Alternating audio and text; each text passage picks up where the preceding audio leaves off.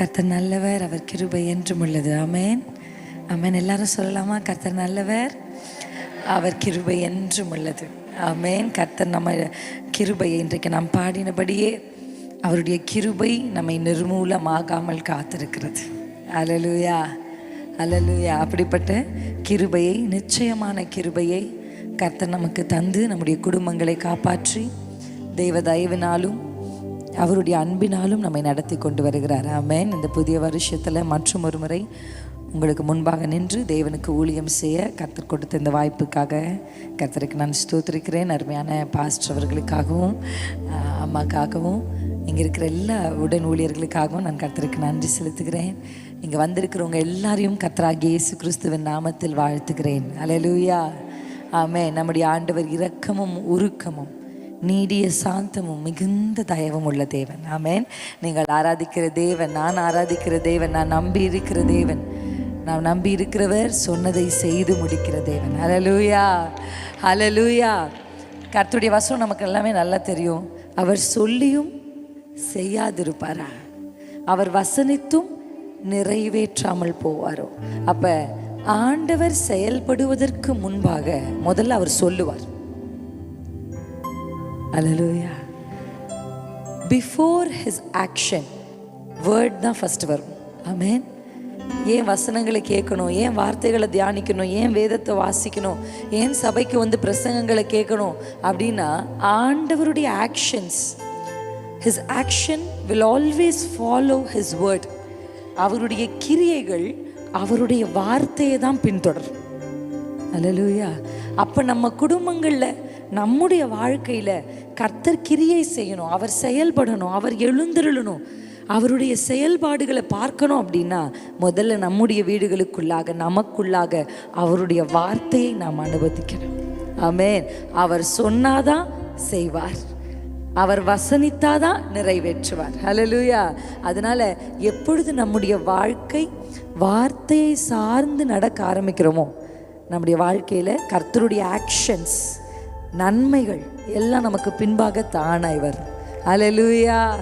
அல்ல எத்தனை பேருக்கு நம்பிக்கை வருகிறது? அவர் சொல்லணும், அவர் சொல்லணும். நீங்கள் எப்போவுமே ஒரு பிளெஸ்ஸிங் ஆண்டவர்கிட்ட கேட்குறீங்கன்னா ஆசீர்வாதத்துக்கு முன்னாடி ஒன்று கேளுங்க, எனக்கு ஒரு வார்த்தையை தாங்கப்பா, எனக்கு ஒரு வார்த்தையை தாங்க. அல்லேலூயா, அல்லேலூயா. எத்தனை பேர் ஆமேன்னு சொல்கிறீங்க? தேவ வார்த்தை நம்முடைய வாழ்க்கைக்கு நேராக வரும் பொழுது நமக்கு ஒரு நிச்சயம் உண்டு. கர்த்தர் சொன்னதை நிச்சயம் நம்முடைய வாழ்க்கையில் செய்து முடிக்க வல்லமையுள்ள தேவனாக இருக்கிறார். சொல்லுங்க, அவருடைய வார்த்தையை பின்தொடர்ந்து தான், சொல்லுங்க, அவருடைய வார்த்தையை பின்தொடர்ந்து தான் அவருடைய கிரியை வரும். அல்லேலூயா. அவர் சொன்னால் அது அவர் நிச்சயம் நமக்காக செய்து முடிப்பார். அல்லேலூயா. Thank you Jesus. அப்படியே கண்களை மூடி ஒரு விசை தேவ சமூகத்தை வரவேற்போமா? கர்த்தர் நம்மோடு பேசணும், அவருடைய வார்த்தை நம்முடைய வாழ்க்கையில் உட்புகணும், நம்முடைய இருதயம் அவருடைய வசனத்தை கவனித்து கேட்கணும். லீதியாள் என்கிற சகோதரியுடைய இருதயத்தை பவுலின் வார்த்தைகளை கேட்கும்படி கர்த்தர் திறந்தது போல இங்கு வந்திருக்கிற இந்த சத்தத்தை கேட்கிற யாராக இருந்தாலும் எவராக இருந்தாலும் அவர்களுடைய இருதயத்தை என் கர்த்தாதி கர்த்தர் இப்பொழுது திறக்க வேண்டும். நீங்கள் சொல்லுங்கள், என் இருதயத்தை திறந்துருளுங்கப்பா, என் செவியை திறந்துருளுங்கப்பா, உங்கள் சத்தம் கேட்கும்படி நான் என்னை இடம் கொடுக்குறேன், இடம் கொடுக்குறேன்னு சொல்லி செவிங்க. நான் விட்டு கொடுக்குறேன். நல்ல நிலமாக என்னுடைய இருதயத்தை பண்படுத்துங்க. உம்முடைய வசனம் என்கிற விதை விதைக்கப்படுவதற்கு முன்பாக பண்படுத்தி விதையுங்கள் என்ற வார்த்தையின்படி கர்த்தர் எங்களை பண்படுத்துங்கப்பா. Thank you Jesus, thank you Jesus. வார்த்தையானவரே, ஆதியில் இருந்தவரே, சொல்லலாமா? வார்த்தையானவரே, ஆதியில் இருந்தவரே, எனக்காய் வந்தவரே, எல்லாம் தருபவரே,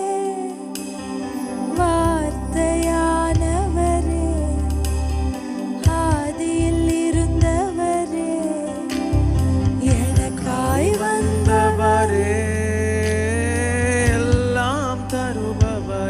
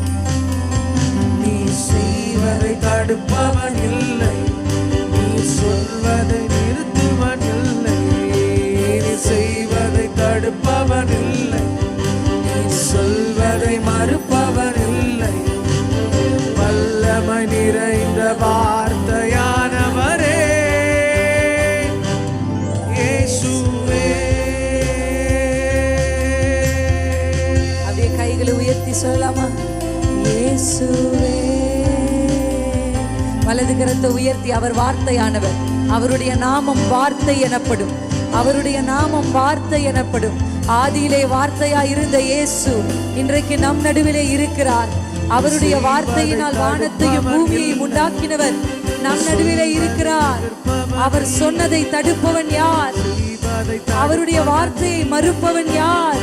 அவரை கரத்தை பிடித்து நீர் என்ன செய்கிறீர் என்று கேட்பவன் யார்?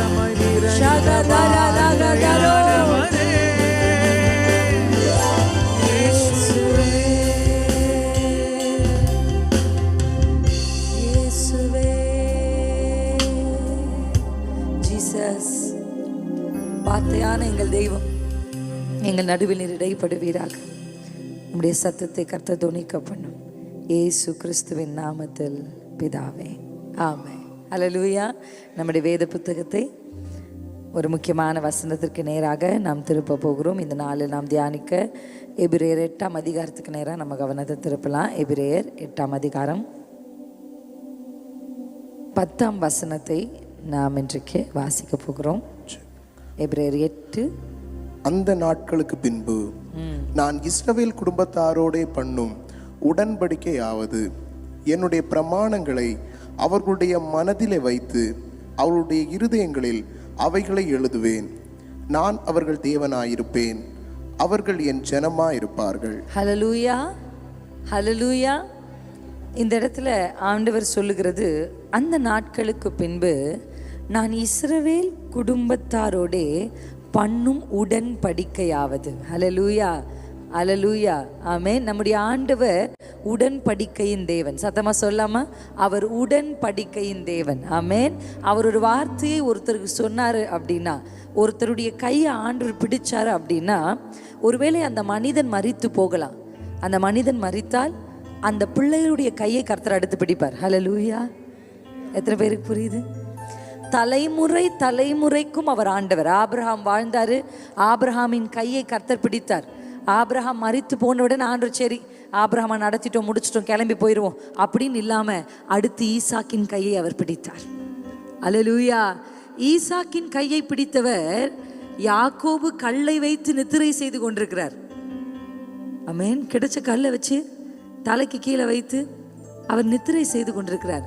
ஒரு சொப்பனத்தின் வழியாக யாக்கோபுக்கு கர்த்தர் தரிசனமாகி சொல்றார், நான் உன் தகப்பனாகிய ஆபிரகாமின் தேவனும் ஈசாக்கின் தேவனுமாய் இருக்கிறேன்.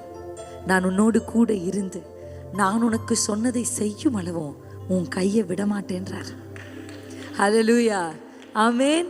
அன்றைக்கு ஆபிரகாமின் கையை பிடித்தவர் யாரை நடத்தினார்? ஈசாக்கை நடத்தினார்.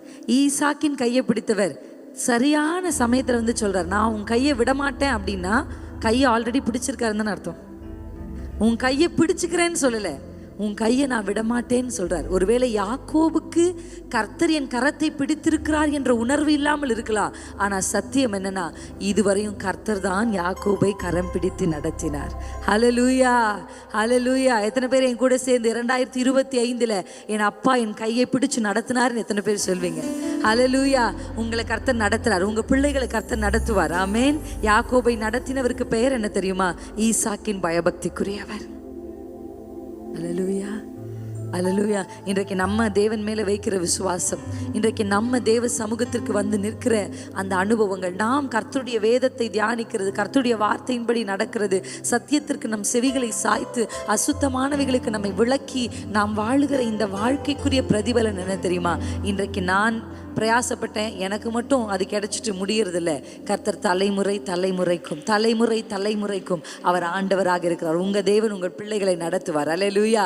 உங்க ஈசாக்கினால யாக்கோபு கையை பிடிச்சிட்டு லாபான் வீட்டு வரையும் கொண்டு போய் விட்டுட்டு வர முடியல. அல்லேலூயா. யாக்கோபால யோசேப்பினுடைய கையை பிடிச்சிட்டு எகிப்தின் அரண்மனை வரையும் கொண்டு போய் விட முடியல. ஆமென். எத்தனை பேருக்கு இந்த சத்தியம் புரிகிறது? நீங்கள் உங்கள் பிள்ளைகளின் கைப்பிடித்து அவர்களை கொண்டு போய் விட முடியாத இடங்களில் கர்த்தர் அவர்கள் கையை பிடித்து கொண்டு போய் விடுவார். அல்லேலூயா, அல்லேலூயா. நம்ம ஆண்டவர் தலைமுறை தலைமுறைகள், ஒரு சந்ததி ஆண்டவரை சேவிக்கும், தலைமுறை தலைமுறைக்கும் அது தேவனுடைய சந்ததி எனப்படும். அல்லேலூயா. ஒரு சந்ததி ஆண்டவரை சேவிக்கும் தலைமுறை தலைமுறையா அவர் சந்ததி எனப்படும் ஒரு சந்ததி ஆண்டவரை சேவிக்கும் தலைமுறை தலைமுறையா அவர் சந்ததி எனப்படும். அர்ப்பணிக்கிறோ முழு குடும்பமாக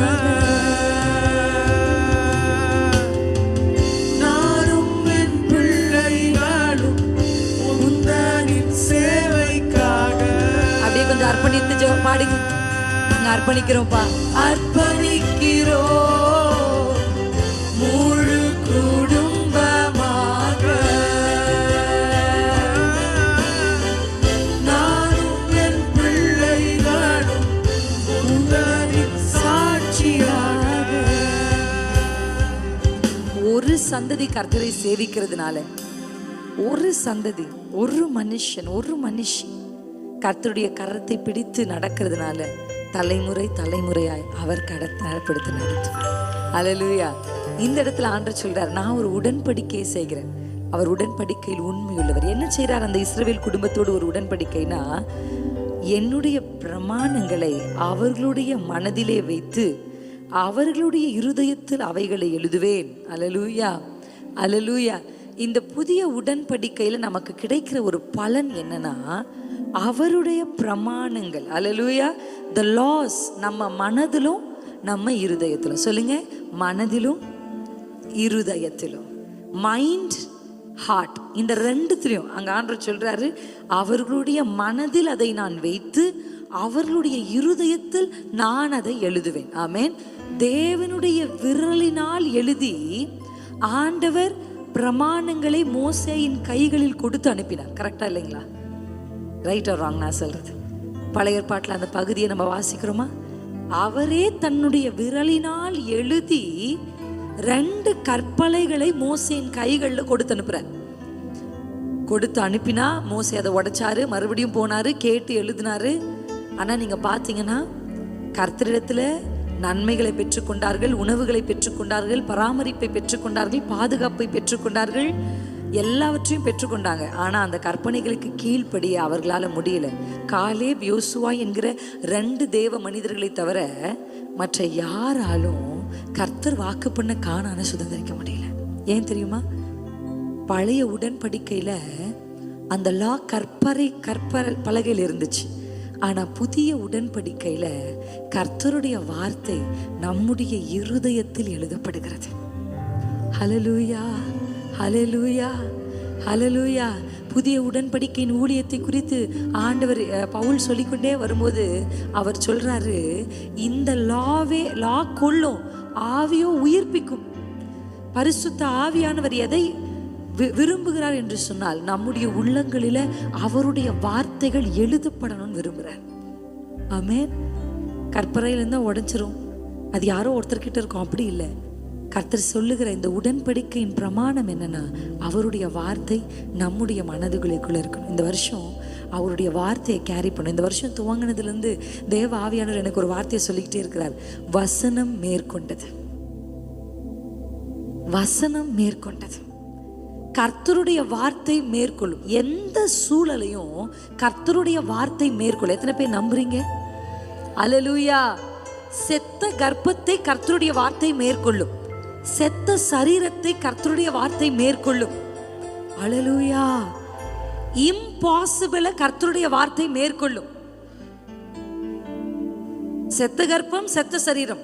ஆனா கர்த்தருடைய வார்த்தை வருது, இல்ல உனக்கு ஒரு பிள்ளையை நான் கொடுப்பேன், உற்பவ காலத்தில் நீ ஒரு பிள்ளையை அணைத்து கொண்டிருப்பாய். அந்த வார்த்தை தான் அவங்களுடைய இயலாமையை மேற்கொண்டது. அல்லேலூயா. உங்க வாழ்க்கையில உங்களால எதெல்லாம் முடியாதோ அந்த வார்த்தை உங்க இருதய பலகையில எழுதப்பட்டுச்சுன்னா, அந்த வார்த்தைக்கு உங்கள் வாழ்க்கையில் நீங்க இடம் கொடுத்தீங்கன்னா, நீங்கள் செய்ய முடியாததை, உங்களால் சாதிக்க முடியாததை அந்த வார்த்தை உங்களுக்காக செய்து முடிக்கும். அல்லேலூயா. அதனால்தான் புதிய உடன்படிக்கையின் பிரதிநிதிகளா இருக்கிற நம்ம இடத்துல ஆண்டவர் விரும்புறாரு, உன் இருதயத்தில் என்னுடைய பிரமாணங்களை நான் எழுத விரும்புகிறேன். கர்த்தருடைய வசனம் ஒருத்தருடைய மனசுல இருக்கணும். ஒருத்தருடைய மனதில் அந்த வார்த்தைகளை தேக்கி வைத்து இருக்கும் பொழுதுதான் எல்லா இம்பாசிபிள் சுச்சுவேஷனையும் கர்த்தர் மாற்றுகிறார். அல்லேலூயா, அல்லேலூயா. நான் உங்களுக்கு இந்த வசனத்தை நான் எடுத்துட்டு வரல, இதில் நான் எழுதி இல்லை, ஆனால் பரிசுத்த ஆவியான எனக்கு நினைப்பூட்டுகிறதுனால அந்த வசனத்தை உங்களுக்கு காண்பிக்கிறேன். எபிரேயர் 11:11. இது ரொம்ப சிம்பிள், மனப்பாடம் மனனமாக வைத்துக் கொள்வதற்கு. நீங்கள் எபிரேயர் 11:11 வாசிக்கலாமா? விசுவாசத்தினாலே சாராளும் வாக்குத்தத்தம் பண்ணினவர் உண்மை உள்ளவர் என்றெண்ணி கற்பந்தரிக்க பலன் அடைந்து. இந்த வார்த்தை அப்படி ஒரு நிமிஷம், இந்த வார்த்தையை சொல்லுகிறத நல்லா கவனிங்க. கர்த்தர் வார்த்தை அவளுடைய வாழ்க்கையில கிரியை செய்யணும் அப்படின்னா அவ அந்த வார்த்தைகளை எண்ணணும். அந்த அந்த வசனத்தில் நம்ம வாசிக்கிறோம், விசுவாசத்தினாலே சாராளும் வாக்குதத்தம் பண்ணினவர் உண்மையுள்ளவர் என்று எண்ணி. அதனால்தான் இந்த வசனம் சொல்லுகிறது மைண்ட். என்னுடைய லாவை நான் அவங்களுடைய மைண்டில் வைக்க நினைக்கிறேன். நம்ம எண்ணங்கள் அழகா வர்ஷிப் டைம்ல தம்பிமாருங்க பாருங்க, இரவெல்லாம் பகலெல்லாம் இதயம் உமக்காக துடிக்கட்டுமே, என் நினைவெல்லாம் பேச்செல்லாம் நேசரே உம்மை பற்றி இருக்கட்டுமே. அது ஃபாதர் அப்பா அப்படி பாடியிருக்காரு. இரவெல்லாம் பகலெல்லாம் இதயம் உமக்காக துடிக்குதையான்னு பாடியிருக்காரு. எனக்கு அதை பாட கொஞ்சம் சங்கடமாக இருக்கும். அப்படியா துடிக்குது, உண்மையாக துடிக்குதா அப்படின்னு எனக்கு ஒரு சந்தேகம். அதனால் நான் ஒரு ஜபமாக அந்த பாட்டை பாடுவேன்.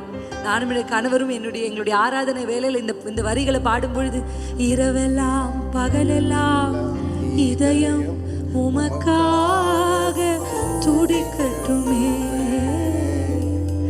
என் நினைவெல்லாம் பேச்செல்லாம் இயேசுவே உம்மை பற்றி இருக்கட்டுமே. என் நினைவுகளெல்லாம் நீங்க தான் இருக்கணும், என் பேச்செல்லாம் நீங்க தான். நம்ம மனதுக்குள்ள என்ன இருக்கோ அதான் நம்ம வாயில வரும். ஹல்லேலூயா, ஹல்லேலூயா, ஆமென். அடக்கி வைப்பாங்க, பொறுத்து பார்ப்பாங்க. ஒரு நாள் வெடிச்சிருவாங்க, பார்த்துருக்கீங்களா? அப்போ பெண்கள் ஆரம்பிப்பாங்க. 2015 நடந்ததுலேருந்து ஆரம்பிப்பாங்க.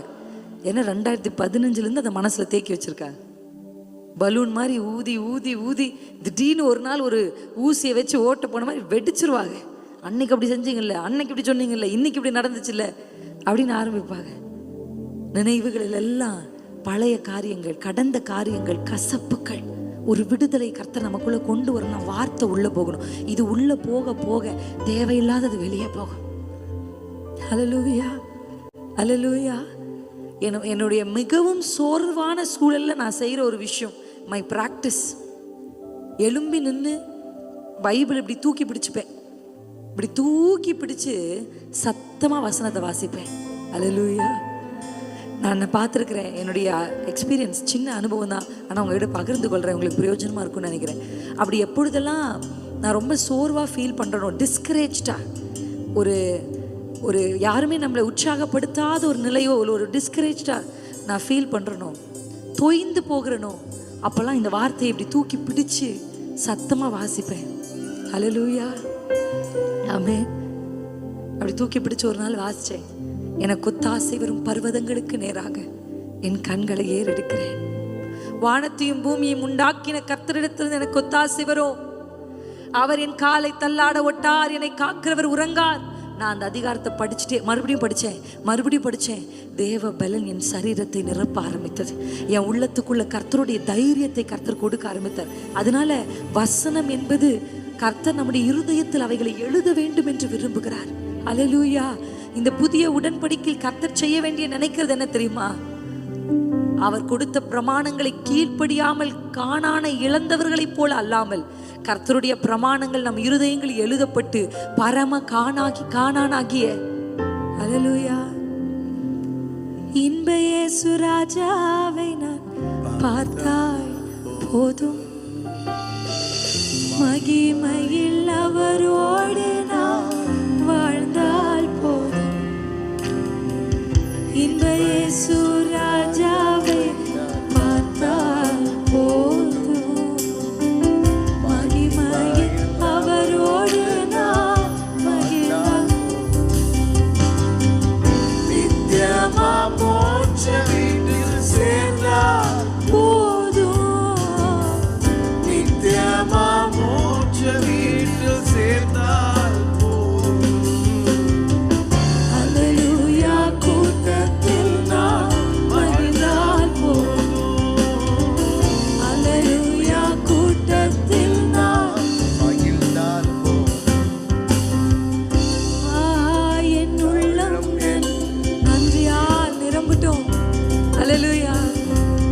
கர்த்தருடைய உள்ளம் நம்ம இருதயத்தை கர்த்தர் எப்படி நிரப்ப நினைக்கிறார்னா, நான் எதுக்காகவும் காணான இழக்கக்கூடாது.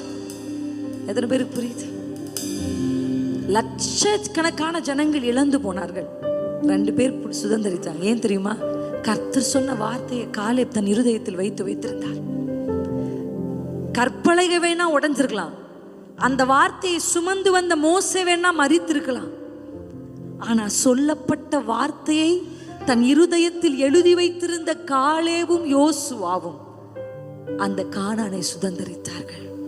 ஹல்லேலூயா, ஹல்லேலூயா. இந்த வருஷம் நிறைய வசனங்களை நீங்க படிச்சு மனனம் செய்து உங்கள் மனதில் நீங்கள் பதிக்க வேண்டும். நிறைய வசனங்களை நீங்க தியானிக்கணும். இந்த வருஷம் வசனம் மேற்கொள்ளுகிற வருஷம். பரிசுத்த ஆவியானவர் எனக்கு சொல்லிட்டே இருக்கிறார், word will take over. ஹல்லேலூயா. வசனம் மேற்கொள்ளும். சில சபைகளுக்குள்ள கர்த்தருடைய வசனம் மேற்கொள்ளும், சில பட்டணங்களுக்குள்ள கர்த்தருடைய வசனம் மேற்கொள்ளும். நீங்க தமிழ்நாட்டுக்காக ஜெபிக்க போறீங்க, தமிழ்நாட்டுல கர்த்தருடைய வசனம் மேற்கொள்ளும். ஹல்லேலூயா. The word of the Lord will prevail. எதிர்மறையான எந்த மனிதனையும் வசனம் மேற்கொள்ளும், எதிர்மறையான எந்த சூழலையும் வசனம் மேற்கொள்ளும். செத்த கர்ப்பம், ஆனால் அவள் நினைக்கிறாள். எதை நினைக்கிறாள் தெரியுமா? சொன்னவர் உண்மையுள்ளவர், வாக்குத்தத்தம் பண்ணினவர் உண்மையுள்ளவர். அதை அவள் நினைக்க நினைக்க ஒரு அற்புதம் நடக்குது. மிரக்கல் வெளியிலிருந்து மட்டும் நடக்கிறது இல்லை. நிறைய பேருடைய வாழ்க்கையில அநேக ஊழியர்கள் வந்து கை வைத்து ஜெபிச்சிருப்பாங்க. அல்லேலூயா. நிறைய பேர்கிட்ட நீங்க போய் தலை கொடுத்துருப்பீங்க, நிறைய பேர் உங்களுக்காக ஜெபிச்சிருப்பாங்க. ஆனா உங்க லைஃப்ல மிரக்கலே நடக்கல, அற்புதமே நடக்கல. என் வாழ்க்கையில் இன்னும் ஒரு விடுதலை கிடைக்கல, எனக்கு ஒரு டெலிவரன்ஸ் கிடைக்கல, எனக்கு ஒரு ஹீலிங் கிடைக்கல. நான் சொல்றேன், வெளியிலிருந்து மட்டும் அற்புதம் வர்றதில்ல, உங்க சிந்தைக்குள்ள நீங்க நினைக்கிற நினைவுகளே உங்கள் சரீரத்துக்குள் ஒரு விடுதலையை கட்டவிழ்க்க வல்லமை உள்ளது. அதனாலதான் கர்த்தர் வார்த்தையை கொண்டு போய் மனதில் வைக்க விரும்புறார். அல்லேலூயா. சிலருக்கு சுகம் எப்ப கிடைக்கும் தெரியுமா? வசனம் மைண்டுக்குள்ள போனாதான். அந்த அம்மா கர்ப்பம் செத்து போயிருக்கு, ஆனா அந்த அம்மா மனசு நினைக்க ஆரம்பிக்குது, இல்ல இல்ல வாக்குத்தத்தம் பண்ணினவர் உண்மையுள்ளவர். அது அந்த அம்மா நினைக்க நினைக்க வசனம் சொல்லுது, அவள் கர்ப்பம் பலனடைந்தது. இரவு நேர தூக்கம் வரல. நீங்க எத்தனையோ பேர்கிட்ட போய் ஜெபிச்சீங்க, தூக்கம் இன்னும் வரல. ராஜாமத்தில் சொப்பனங்கள், ராஜாமத்தில் பெரிய போராட்டங்கள், இரவுகள்ல பயங்கரங்கள், சர்பத்தின் தொந்தரவுகள், இதெல்லாம் நீங்க சந்தித்து கொண்டிருக்கீங்கன்னா நான் சொல்றேன், எத்தனை பேர் உங்க மேல கை வச்சாலும் அந்த டெலிவரன்ஸ் உங்களுக்கு கிடைக்குமான்னு எனக்கு தெரியாது. ஆனா உங்க மனதுல கர்த்தருடைய வார்த்தையை நீங்க வச்சீங்கன்னா, அல்லேலூயா, அல்லேலூயா, ஆமென், அல்லேலூயா. படுத்துறங்கி விழித்தெழு கர்த்தர் என்னை ஆதரிக்கின்றே. அல்லேலூயா. எதிர்த்திடுவோர் பெருகினாலும் கர்த்தர் கைவிட்டார் என்று சொன்னாலும், எதிர்த்திடுவோர் பெருகினாலும் கர்த்தர் கைவிட்டார் என்று சொன்னாலும், கேடகம் நீர்தான், மகிமையும் நீர்தான், தலை நிமிர செய்பவர் நீர்தான். கேடகம் நீர்தான், ஷலகலகலா, நீங்கலலலா, ஒரு டெலிவரன்ஸ். படுத்துறங்கி விழித்தெழுவே கர்த்தர் என்னை ஆதரிக்கு. மரண பயங்களிலிருந்து உங்களை விடுதலை ஆக்குகிறார் கர்த்தர். எதிர்கால பயங்களிலிருந்து உங்களை விடுதலை ஆக்குகிறார். திகிலுக்கு தூரமாகிறீர்கள். திகதக ஷிராதோ விகரலதரலா. யார் என்ன சொன்னாலும், இந்த வரிகளை தாவீது சொல்லும் பொழுது அவர் சிங்காசனத்துல கட்டில் மெத்தையின் மேல படுத்திருக்குமோ சொல்லல, வனாந்திரத்துல சவுலுக்கு தப்பி எப்ப வேணாலும் சவுல் வந்து தன்னை தாக்க வாய்ப்பு கூடிய வல்னரபிள் ஸ்டேட்ல எல்லாம் எதிர்மறையா இருக்கும் பொழுது அவர் படுக்கிறார். திடீர்னு அவருக்கு முழிப்பு வருது. முழிச்சு பார்க்கிறாரு, சுத்தி பார்க்குறாரு, தன்னை சுற்றி எதுவுமே இல்லை. தன்னை காப்பாற்றுகிறவர்களுக்கு சேவகர்கள் இல்லை. தன்னை சுற்றி தன் ஜீவனை காப்பாற்றுகளுக்கு ஈட்டி பிடித்த கேடகம் பிடித்த மனிதர்கள் தனக்கு காவலாய் இல்லை. கண் விழிக்கிறாரு.